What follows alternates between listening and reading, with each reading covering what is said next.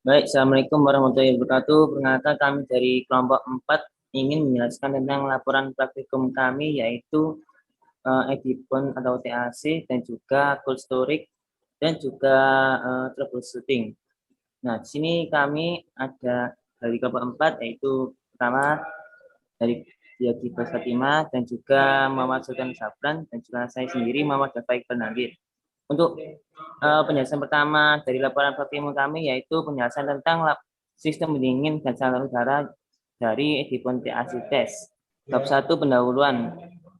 Tujuan instruksional umum. Mahasiswa mampu melaksanakan praktikum sistem TAC dan mengidentifikasi performasi kerja dari sistem navigator.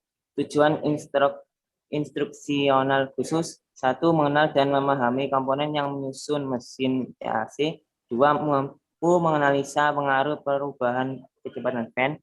Tiga, yaitu mengetahui siklus fluida kerja dari skema pada mesin TAC. Empat, memahami cara pembacaan alat ukur parameter yang relevan dengan modul. 5, mengenal dan memahami rumus-rumus yang relevan dengan modul. Next. Untuk bab 2, dasar teori pengertian TAC. TAC yaitu sistem air kondisionali biasa yang dapat diatur menjadi dua mode, yaitu cooling mode dan juga loading mode, dengan cara membalik arah sirkulasi refrigeran. Komponen TAC yaitu kondensor berfungsi merubah fase refrigeran dari gas menjadi air. Untuk yang kedua, kompresor berfungsi menaikkan tekanan refrigeran. Untuk yang ketiga yaitu expansion valve, yaitu berfungsi mengontrol aliran refrigeran yang akan dikeluarkan menuju evaporator. Untuk keempat yaitu evaporator berfungsi untuk menyerap panas.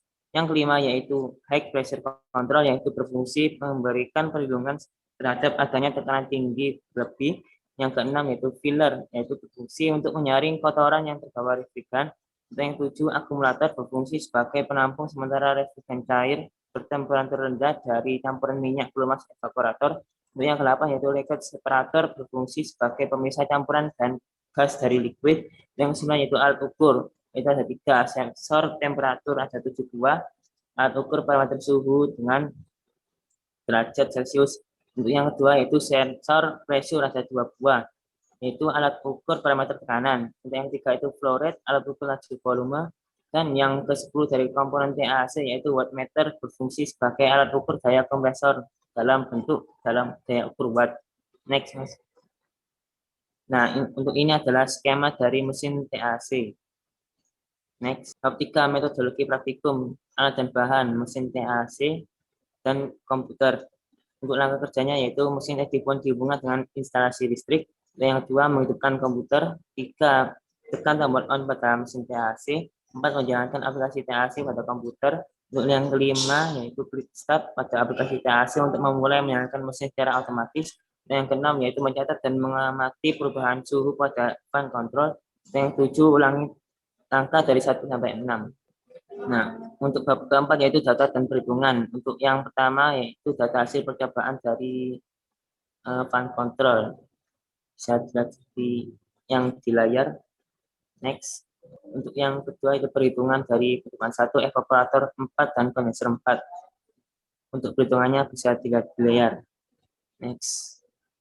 Nah, di layar terdapat pH diagram R134A perjawaban yang pertama. Dan yang untuk pembahasan, berdasarkan tabel dan perhitungan di atas dapat diketahui bahwa pengaruh pertambahan fan kontrol dapat meningkatkan. Untuk yang pertama, temperatur refrigeran keluar kompresor atau ST1. Kedua, temperatur refrigeran keluar kondensor atau ST2. Yang tiga, temperatur refrigeran keluar evaporator atau ST4. Yang keempat, yaitu temperatur udara ruangan atau ST5. Yang kelima, temperatur udara keluar dari kondensor atau ST6. Dan yang keenam yaitu temperatur udara keluar dari evaporator atau ST7. Next. Sedangkan menurut perhitungan di atas dapat diketahui bahwa pengaruh pertambahan fan control dapat merubah satu, daya kompresor menjadi naik, yang kedua daya evaporator menjadi turun, dan ketiga daya kondensor naik serta dapat menurunkan CUP. Next. Bab kelima yaitu kesimpulan. Berdasarkan analisa dan pembahasan percobaan di atas dapat ditarik kesimpulan sebagai berikut. Yang pertama yaitu semakin besar laju aliran udara pada kondensor akan meringankan kerja kompresor untuk mensikluskan refrigeran. Yang kedua yaitu perubahan laju udara pada evaporator tidak membawa perubahan yang signifikan pada kerja kompresor. Yang ketiga yaitu kompresor akan bekerja untuk menstabilkan laju aliran refrigeran pada sistem sesuai dengan laju aliran udara yang ada pada kondensor dan evaporator. Yang keempat, laju lambat. Semakin lambat laju aliran udara pada kondensor menyebabkan perpindahan kalor dan dari refrigeran ke udara semakin banyak, sehingga kerja yang dilakukan evaporator menjadi meningkat. Yang kelima yaitu semakin cepat laju aliran udara pada evaporator menyebabkan refrigeran mengambil kalor lebih banyak dari udara, sehingga kerja evaporator lebih optimal. Sekian dari saya. Untuk yang troubleshooting dapat dilanjutkan oleh rekan saya. Monggo. Saya akan menjelaskan laporan praktikum dari thermal troubleshooting system. Bab pertama yaitu ada pendahuluan. Nah, tujuannya yaitu setelah melakukan percobaan ini, mahasiswa diharapkan dapat umumnya yaitu mampu mengoperasikan sistem heat pump. Lalu untuk yang khusus, yang pertama yaitu mengetahui dan memahami siklus kompresi uap dalam sistem heat pump. Yang kedua yaitu menghitung performa atau kinerja dari sistem heat pump. Yang ketiga yaitu memahami cara pembacaan alat ukur parameter yang relevan dengan modul. Yang keempat yaitu mengenal dan memahami rumus-rumus relevan dengan modul. Bab 2 yaitu dasar teori. Yang pertama yaitu heat pump. Panas yang dipindahkan dalam peristiwa konveksi dapat berupa panas laten dan panas sensibel. Panas laten adalah panas yang menyertai proses perubahan fasa, sedangkan panas sensibel adalah panas yang berkaitan dengan kenaikan atau penurunan temperatur tanpa perubahan fasa. Pompa kalor yang digunakan pada lab atas teknik konversi energi adalah pompa kalor P5670. Pompa kalor ini mempunyai beberapa komponen penting, yaitu kompresor, adalah alat untuk menghisap uap refrigeran yang berasal dari evaporator dan menekan uap refrigeran tersebut ke kondensor, sehingga tekanan dan temperatur meningkat. Yang kedua yaitu kondensor, berfungsi sebagai alat pemindah panas. Panas dari uap refrigeran atau fluida kerja dilepas ke media pendingin, yaitu air, sehingga uap refrigeran akan mengembun dan berubah fasa dari uap ke cair. Yang ketiga yaitu evaporator, berfungsi sebagai alat pemindah panas. Pada evaporator terjadi perpindahan panas dari udara luar ke fluida kerja, sehingga terjadi perubahan fasa pada fluida kerja, yaitu dari fasa cair ke fasa uap. Yang keempat yaitu HE sebagai alat pemindah panas yang mempunyai fungsi khusus yaitu meningkatkan kapasitas pendingin dengan cara menaikkan temperatur fluida kerja yang akan masuk ke kompresor. Dan yang kedua menurunkan temperatur fluida kerja yang akan masuk ke evaporator. Yang kelima yaitu katup ekspansi sebagai alat yang secara otomatis mengatur jumlah aliran fluida kerja cair yang masuk ke evaporator dan juga sebagai alat penurun tekanan sehingga suhu juga ikut menurun. Yang keenam yaitu refrigeran. Refrigeran yang digunakan adalah Freon R12. Yang ketujuh yaitu motor listrik. Motor listrik 3 fase 415 volt 50 Hz dengan daya maksimum 2,5 kW. Daya yang digunakan dapat dilihat dalam meter daya. Yang ke-8 yaitu AHU atau Air Handling Unit. Kipas udara terpasang pada AHU dengan 3 kecepatan yang berbeda. Maksimum laju udara yang dihasilkan adalah 0,37 meter kubik per detik. Termometer berfungsi mengatur temperatur bola kering dan fasa terpasang pada saluran masukan. Selanjutnya yaitu bab 3 metodologi praktikum. Alat dan bahan. Yang pertama yaitu ada pressure gauge dan temperatur manometer. Yang kedua yaitu valve. Yang ketiga kompresor. Yang keempat evaporator. Yang kelima kondensor. Yang keenam kompresor ammeter. Yang ketujuh standby cooling mode or heating mode. Yang kedelapan itu main power. Yang kesembilan receiver. Yang ke-10 akumulator. Lalu yang ke-11 stopwatch. Yang ke-12 capillary tube. Yang ke-13 yaitu thermostatic expansion valve. Yang ke-14 yaitu kertas HVS 40. Yang ke-15 yaitu pensil atau ballpoint. Dan yang ke-16 yaitu lip X atau penghapus. Selanjutnya yaitu langkah percobaan. Yang pertama yaitu hubungkan sistem heat pump instable listrik. Yang kedua yaitu aktifkan sistem dengan menekan tombol mesin power. Yang ketiga yaitu set alat sebagai mode cooling. Yang keempat itu mengatur refrigerant flow dengan kecepatan berbeda-beda, sedangkan parameter lainnya diatur tetap. Yang kelima yaitu baca suhu di setiap titik manometer. Yang keenam menunggu jarak pengambilan data. Yang ketujuh yaitu ulangi langkah 3 dan 4 sampai 4 kali pengukuran variabel pada percobaan speed control. Yang delapan yaitu matikan mesin setelah pengambilan data selesai. Selanjutnya yaitu bab 4 yaitu analisis data. Data hasil percobaan dapat dilihat dari tabel hasil percobaan pada layar. Selanjutnya yaitu ada perhitungan. Untuk perhitungan bisa dilihat di layar. Selanjutnya yaitu di sini ada pH diagram. Untuk pembahasannya, berdasarkan tabel dan perhitungan di atas, maka didapatkan kalor yang diserap evaporator sebesar 17,147 kW. Daya kompresor yaitu sebesar 2,5 dengan nilai Q evap yang lebih besar dibandingkan W kompresor, maka didapatkan nilai COP yang tinggi yaitu sebesar 5,85.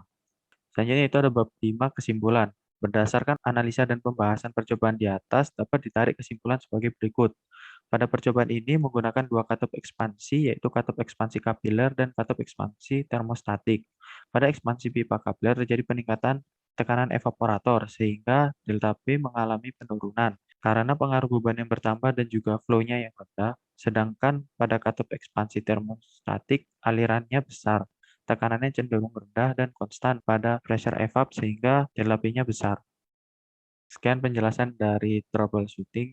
Selanjutnya yaitu penjelasan cold storage akan dilanjutkan oleh teman saya. Baik, terima kasih. Selanjutnya yaitu tentang laporan praktikum cold storage. Next, bab 1 pendahuluan.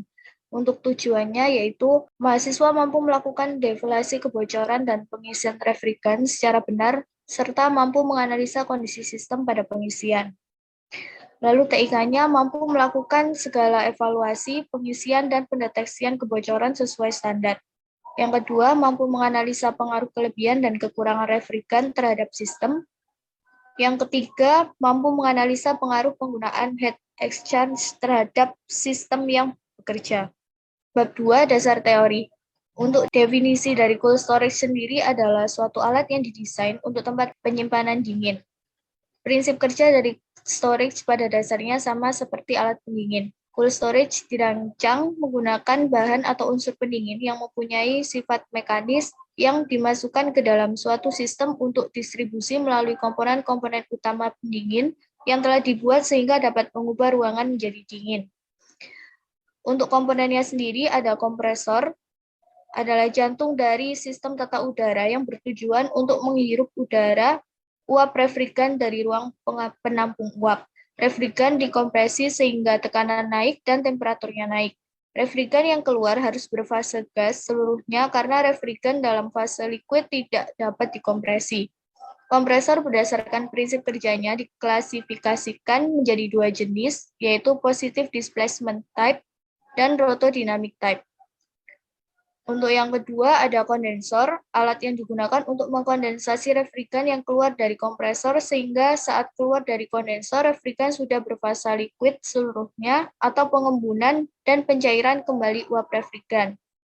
Yang ketiga ada evaporator, yaitu sistem alat penukar kalor yang memegang peranan penting dalam siklus refrigerant, yakni mendinginkan daerah sekitarnya.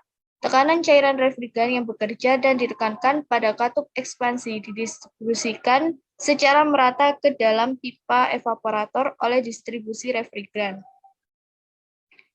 Yang keempat, ada katup ekspansi, berfungsi untuk menurunkan tekanan pada refrigerant cair yang bertekanan tinggi di dalam kondensor agar dapat mudah menguap. Katup ekspansi yang digunakan dalam cold storage adalah jenis katup ekspansi termostatik yang dapat mengatur laju aliran refrigerant. Dan yang terakhir ada refrigerant, liquid atau cairan dingin yang digunakan dalam sistem pendingin maupun air conditioner. Refrigerator adalah suatu alat pendingin yang berfungsi sebagai alat untuk menurunkan suhu atau temperatur udara maupun ruang umumnya. Bisa juga alat ini berfungsi untuk mendinginkan suatu alat khusus, yaitu kulkas, chiller, freezer, cold storage, dan lain-lain. Nah, dalam memilih jenis refrigerant ini haruslah yang paling sesuai dengan jenis kompresor yang dipakai dalam karakteristik termodinamikanya. Bab 3, metodologi praktikum. Alat praktikumnya ada manifold, pompa vakum, tang ampere, tabung freon R22, kondensor, kompresor, filter, receiver, expansion valve. Dan untuk langkah percobaannya, satu ada diagnosa sistem, yaitu pasang manifold dengan posisi selang biru pada suction kompresor dan selang merah pada discharge kompresor. Rapatkan kedua katup service manifold Kemudian buka katup section dan discharge port kompresornya. Yang ketiga, amati beberapa tekanan section dan tekanan discharge-nya. Apa kesimpulannya? Yang keempat, aktifkan kompresor dan amati tekanan section dan discharge-nya serta kesimpulan Anda. Yang kedua, ada sistem kekurangan refrigeran. Yang pertama, matikan kompresornya. Yang kedua, sambungkan selang kuning ke tabung freon R22, lalu buka kedua katup section dan discharge-nya. Jika kebocoran terjadi di tengah pipa, maka lakukan penyambungan dengan metode brazing. Setelah selesai diperbaiki, masukkan freon kembali dan dengan bantuan leakage detector uji kembali kebocorannya. Nah, jika sistem sudah tidak bocor, sistem pipa dilakukan charging refrigeran. Yang ketiga ada refrigeran charging, yaitu sambungkan selang kuning pada pompa vakum, lalu buka kedua katup service unit, dan rapatkan kembali unit service manifoldnya, kemudian tunggu sampai 10 menit. Jika tekanan vakumnya naik, berarti sistem masih bocor. Cari kebocorannya dengan langkah sebagaimana yang telah dijelaskan di atas. Jika vakum konstan, berarti sistem telah sempurna atau tidak ada kebocoran. Setelah itu, ganti selang kuning ke tabung freon R22, kemudian buka kedua katup di service manifold. Buka katup penutup tabung refrigeran dan amati tekanannya. Jika sudah tidak naik, maka tutup katup discharge, kemudian kompresor di-start. Amati pada bagian section, dan jika sudah terdapat bunga es, berarti refrigeran telah penuh, dan segera tutup kedua katup service manifold, kemudian tutup pula katup penutup freon R22. Indikator isi refrigeran juga bisa dilakukan dengan melihat ampernya. Jika ampernya sudah mendekati ampere operasional motor, berarti refrigeran telah penuh. Yang terakhir, tutup kembali katup section dan discharge kompresor dan lepaskan selang-selang manifold dari kompresor. 4. Pengujian performa. Pasang selang manifold, warna biru ke section dan warna merah ke discharge. Tutup rapat kedua katup pada service manifold, lalu buka katup pada section dan discharge kompresor. Catat berapa tekanannya. Dan hidupkan kompresor lalu amati temperaturnya. Setiap checkpoint yang telah ditentukan oleh dosen, amati pula ampernya dengan menggunakan tang ampere. Bab 4, data dan perhitungan. Berikut adalah data hasil percobaan. Dan perhitungan tidak dapat dilanjutkan karena sistem atau alat tidak dapat difungsikan dan praktikum diberhentikan. Bab 5, kesimpulan. Pada saat praktikum cold storage ini, sistemnya mengalami trouble saat digunakan sehingga praktikum tidak bisa dilanjutkan. Baik, sekian dari kelompok kami, dari kelompok 4 untuk penjelasan laporan praktikum dari Edicon, dan juga cold storage dan juga troubleshoot. Mohon maaf bila ada kesalahan kata atau penulisan. Dari kami cukup sekian. Wassalamualaikum warahmatullahi wabarakatuh.